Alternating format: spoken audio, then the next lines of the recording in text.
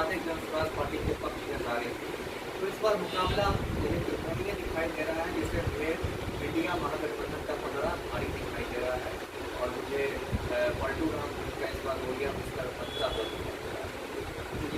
आप पलटू राम के बारे में इसका बोरिया बिस्तर बंधा दिख रहा है, लेकिन उन्होंने जो 5 साल में नहीं किए वो 2 महीना में कर दिए हैं, उसके बावजूद आप कैसे कर सकते हैं? ये तो उनकी घबराहट दिखाई दे रही है। यदि अभी उन्होंने मतलब एकदम मुद्दों की बारिश कर दी, मतलब संपत्ति से सील होगा और महिला उसका पेंशन 400 से 1100 रुपये हो जाएगा और महिलाओं के खाते में 10 करोड़ जाएंगे और ये इतने सारे आयोगों का गठन हो गया, अनाथ आयोग, अधिकारा आयोग, महिला आयोग, अनुसूचित जाति आयोग। तो ये तो कभी न कहीं पलटू राम की घबराहट दिखाई दे रही है, क्योंकि उनको लग रहा है कि सत्ता उनके हाथ से फिसल रही है। तो ऐसा काम आदमी ज़्यादा घबराहट नहीं करता है, ये आत्मविश्वास की कमी दिखाता है।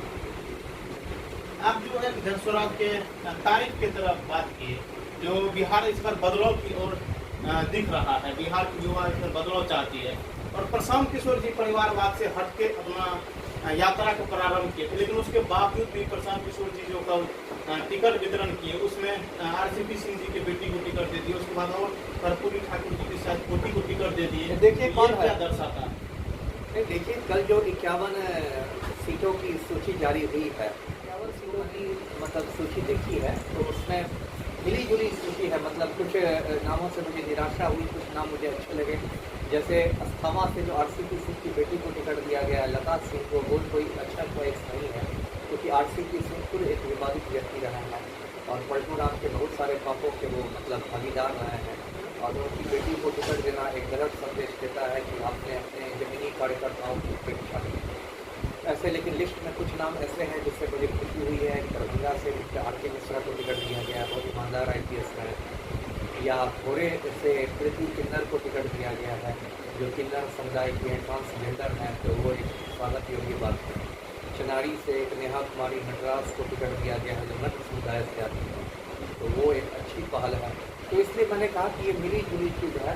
आरसीपी की बेटी को टिकट देना एक गलत कदम है, लेकिन यदि किन्नर को खड़ा किया गया है तो ये समाज में एक सकारात्मक संदेश। जैसे जनस्वराज का टिकट वितरण होता है, वैसे तेजस्वी यादव का ट्वीट आता है, जो हमारी यदि सरकार बनती है, इससे हालांकि इससे पहले बहुत सारा उनका ट्वीट वायरल हो रहा है, लेकिन कल जो एक ट्वीट वायरल हो रहा है वो तेजी से वायरल हो रहा है, जब प्रत्येक घर में एक सरकारी नौकरी देंगे। इसका क्या तात्पर्य निकलता है? क्या ये झांसा देकर इस बार सरकार बना पाएंगे? लेकिन तात्पर्य यही निकलता है कि तेजस्वी यादव ने नरेंद्र मोदी से झूठ बोलना सीख लिया है ना। तात्पर्य इतना ही निकलता है। जो हमारे प्रधानमंत्री है नरेंद्र मोदी, झूठ बोलने की मशीन, तो 24 घंटे झूठ बोलते हैं, जुमलेबाजी करते हैं, है ना। याद होगा कि दर्शकों को 2014 में मोदी जी ने कितने झूठे वादे किए थे कि 100 दिन में देश का काला धन आ जाएगा विदेशों से, हर हिंदुस्तानी के बैंक अकाउंट में 15-15 लाख रुपए जमा हो जाएंगे, 100 स्मार्ट सिटी बन जाएगी, बुलेट ट्रेन चल जाएगा। तो कितनी सारी बातें, हर साल 2 करोड़ युवाओं को रोजगार मिलेगा, इतने सारे झूठे वादे किए मोदी ने, 11 साल में एक वादा पूरा नहीं किया। तो तात्पर्य यही है कि अब नरेंद्र मोदी से झूठ बोलना तेजस्वी यादव ने भी सीख लिया है, क्योंकि देखिए इतना आसान नहीं है कि हर परिवार में एक सरकारी नौकरी मिलेगा। न सरकार के पास इतना खजाना है, नौकरी दीजिएगा तो आपको वेतन भी देना पड़ेगा, ऐसे थोड़े कि बेगारी खटाइएगा। न सरकार के पास उतनी रिक्तियाँ हैं, न उसका ये है। ये इसको देखिए जुमलेबाजी करते हैं। पिछले चुनाव में भी याद होगा 2020 में भी तेजस्वी घोषणा के करते थे कि कैबिनेट की पहली बैठक में 10 लाख लोगों को नौकरियाँ देते हैं, है ना, याद होगा। इसके बाद 17 महीने वो उप मुख्यमंत्री रहे, कैबिनेट की बैठकों में शामिल होते रहे, तो क्यों नहीं उन्होंने नौकरी दिलवाई। तो ये सब देखिए जुमलेबाजी होती है। चुनाव में क्या होता है कि लोग सत्यवाद दिखाते हैं जनता को, जैसे मोदी जी ने सत्यवाद दिखा दिया कि हर हिंदुस्तानी के अकाउंट में 15 लाख रुपये है। आज भी सुबह में मैंने अपना अकाउंट चेक किया, 15 पैसा नहीं आया। आज तक चेक कर रहे हैं? हाँ, डेली चेक करता है। तो कुछ लोग कहते हैं कि मोदी है तो मुमकिन है, तो मुझे लगता है कहीं आ गया, लेकिन आज भी नहीं आया। आप भी चेक कर लीजिएगा, आपका भी नहीं आया। तो ये चुनाव में है, वो झूठ बोल के ठग के लोग, मोदी देश के सबसे बड़े ठग हैं तो सबसे ऊंचे पद पर पहुँच गए हैं।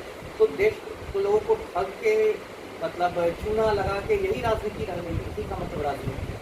मोदी जी तो ठग गए, लेकिन नीतीश चाचा जो बोले 10,000 लोग, मतलब सॉरी 10,000 हम रुपया प्रत्येक महिलाओं के खाता में भेजेंगे, लेकिन वो तो भेजना प्रारंभ कर दिए और कई सारे महिलाओं के खाता में चले भी गए। आखिर उन्हीं का तो एक पार्ट है।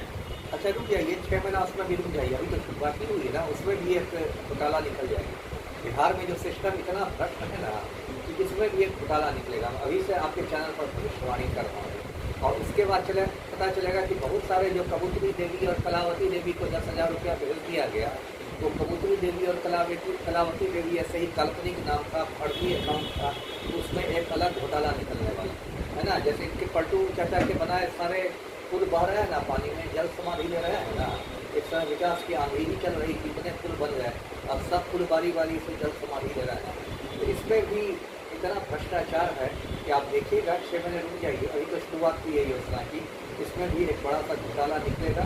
पता चला बहुत सारी कबूतरी देवी और कलावती देवी को 10,000 दिए गए थे, वो ऐसे ही फर्जी अकाउंट में दिए गए। अच्छा, आपसे एक हम सलाह लेना चाहेंगे, इस बार के नौजवान से आप क्या मतलब अपेक्षा रखते हैं, किस प्रकार वो बहुमत करे अपना, मतलब किधर वो बहुमत करे? बिहार बदलाव की ओर जाती है, लेकिन मुकाबला तो त्रिकोणीय है। अब नौजवानों से तो मैं यही कहूँगा कि जाति धर्म से ऊपर उठ के वोट दें। नौजवानों के लिए सबसे बड़ी जो चुनौती आज की तारीख में बेरोजगारी है। और पलटू राम के समय जब जब ये बीपीएससी अभ्यर्थी या शिक्षक अभ्यर्थी या कोई सिपाही अभ्यर्थी, दरोगा अभ्यर्थी जब जब सड़कों पर आए हैं, लड़कियों से ही उनकी सेवा हुई। याद होगा पिछले साल ही दिसंबर महीने में 3 बार पटना में बड़े लाठीचार्ज हुए बीपीएससी अभ्यर्थी। और ये विडम्बना है कि पलटू राम खुद छात्र राजनीति की उपज है, लेकिन छात्रों के प्रति बिल्कुल संवेदनशील है। तो युवाओं से मैं यही कहूँगा कि जात पात, भाई समीकरण, लवकुश समीकरण, हिंदू मुस्लिम, मंदिर मस्जिद, ये सब का छोड़ के उसको जिताइए जो मतलब उनके बारे में सोचता हो। और पलटू राम ने बेरोजगारों को बहुत सताया है, इसलिए अब समय आ गया है कि सारे बेरोजगार मिलकर मुख्यमंत्री को बेरोजगार करें। मुख्यमंत्री को बदलना जी जी, ये मैं यही अपील करता हूँ बेरोजगारों से कि बिहार के सारे बेरोजगार मिलकर माननीय मुख्यमंत्री को बेरोजगार करें। अच्छा, आपका एक टेबल पे फोटो रहता है, ये जी, अनंत सिंह जी वाला, जी, जी। और ये वीडियो आपका काफी वायरल भी होता है। जी, जी। इसके पीछे का क्या राज है? इसके पीछे का यही राज है कि इस तस्वीर को छापने की हिम्मत पटना के किसी अखबार में नहीं। जो अखबार इस तस्वीर को छाप देगा, पलटू राम उसका सरकारी विज्ञापन बंद करा देगा। तो मैं इस तस्वीर के माध्यम से बिहार के लोगों को सुशासन की हकीकत बताता हूँ कि पलटू राम ढोल बजाते हैं सुशासन का, कहते हैं कि हमारा अपराध पर 0 टॉलरेंस है, हम ना किसी को फंसाते हैं ना किसी को बचाते हैं। लेकिन हकीकत ये है कि पलटू राम जो है वो माफिया डॉन अनंत सिंह के आज्ञाकारी चपरासी हैं। तो इसी बात को मैं इस तस्वीर के माध्यम से लोगों तक पहुँचाता हूँ। अनंत सिंह जी बोलते हैं इसको, मतलब आपके बारे में, जो इनको आईपीएस कौन बना दिए, कौन मूर्ख है, वो आईपीएस बनने के लायक नहीं थे। मतलब वो उनका भी ट्वीट काफी वायरल होता है, उनके पास भी मीडिया सारा बहुत पहुंचते हैं। आपने अनंत सिंह के नाम में जी लगाया, इससे पता चलता है इस माफिया डॉन के प्रति आपके मन में बहुत ज़्यादा आदर भाव है। अब अनंत सिंह क्या कहता है क्या नहीं उस पर नहीं है। मैं यूपीएससी के माध्यम से आईपीएस बना हूँ, यूपीएससी अनंत सिंह से पूछ के थोड़े किसी को आईपीएस बनाएगा। और मुझ पर ये क्या कहता है, इस देश का एक कभी चाय बेचने वाला जाहिल प्रधानमंत्री बना हुआ है, पहले उस पर अनंत सिंह को बोलना चाहिए। क्या आपको डर नहीं लगता है इस प्रकार जो बयान देते हैं? नहीं, डर नहीं लगता है। मैंने कहा ना, मैं सर पर कफन बांध के काम करता हूँ।